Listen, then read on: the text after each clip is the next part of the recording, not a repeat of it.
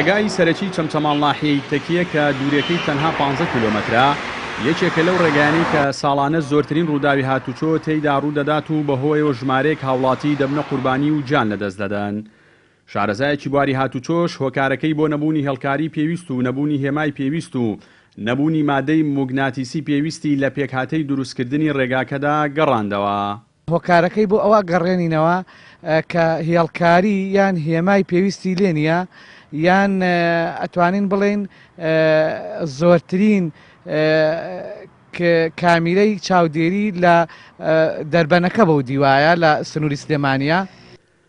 با پێی ئامارێک کە دەست پەیام کەوتووە لە دەمانجی سەرەتای ئەم ساڵدا 89 ڕووداوی هاتوچۆ لە سنووری بەڕێوەبەرێتی هاتوچۆی چەمچەماڵ تۆمار کراون کە 37 لەو ڕووداوانە لەسەر ڕێگای چەمچەماڵ تەچێ ڕوویان داوە.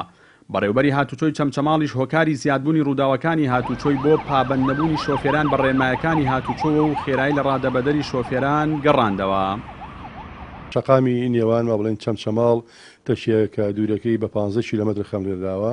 ئەم شەقامە هەردوو سایدەکەی بەڕاستی جادەی ڕێک و پێک و زۆر باشە. ئێمە زیاتر بەڕاستی هۆکاری هاتوچۆی زۆرتیان ڕۆدا وەرگەڕان و پێک دادانەوەمانە، بەڵام هۆکارەکەی ئێمە زیاتر بۆ شۆفێران ئەگەڕێنەوە پابەند نەبوونیان بە ڕێنمایەکانی هاتوچۆ لەبەرەی بە شێوازێکی زیاد لە پێویستی خێرایی لێدەخڕنەوە بێتە هۆی ئەو ڕووداوانە. بەڕاستی هێمای هاتوچۆی وەکو پێویست لە ڕێگاکەدا نییە و چەند جارێکیش نووسراومان کردووە و بە وێنەیشەوە دامانێتە بە ڕێبەرایەتی هاتوچۆ و داوایشمان لە تیمی ئەندازە کردووە کە بێ بەڕاستی دەرخستێ بۆ ڕێگایە بکات و چڕی بکاتەوە بە هێمەکانی هاتوچۆ، بەڵام تا ئێستا بۆمان نەکراوە.